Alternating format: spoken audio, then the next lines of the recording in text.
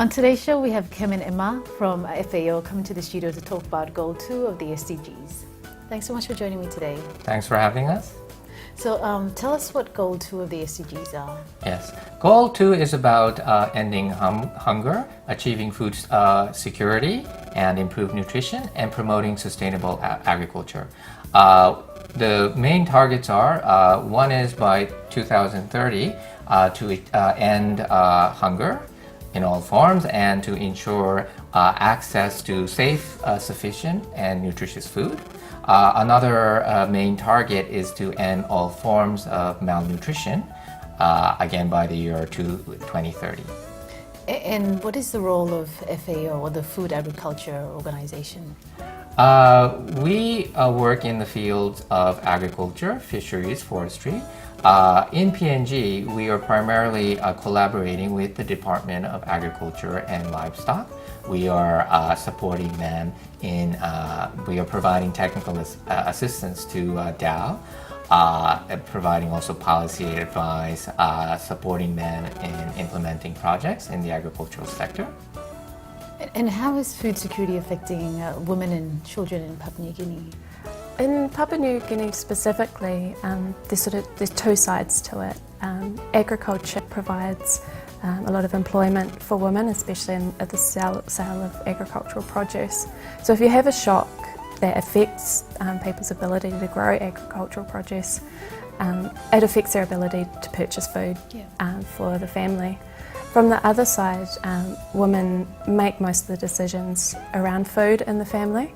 So their ability to access food, but also to understand the nutritional side of the food that they're buying, it has outcomes for the whole family, especially the children, with access to nutritional food, having good health outcomes for children, and also improving their ability in school. So it's got very long-term impacts. And how is FAO or other UN agencies doing? What are they doing to be able to achieve food security? Yes, on the policy side, we have been supporting the Department of Agriculture and Livestock in formulating a national food security policy. The Department of FAO originally supported DAO in developing a food security policy for the period 2000 to 2010. So what we did was that we did a review of how effective that policy was, and based on this review and also based on consultations with relevant government stakeholders, also as well as civil society and private sector stakeholders, we came up with a new national food security framework which runs from 2016 to 2025. Also, we have been supporting the Department of Agriculture and Livestock in establishing a food security cluster, and Emma is actually the food security cluster coordinator, so perhaps she might want to elaborate on that. So the food security cluster is about providing a way for everyone involved in food security to cooperate and work together, especially after disasters. So it's led by Department of Agriculture and Livestock and also the National Disaster Centre. But then, so we have members from the United Nations, from civil society, from faith-based groups, and also international non-governmental organisations. The cluster exists so that there's an easier way for everybody to cooperate after a disaster.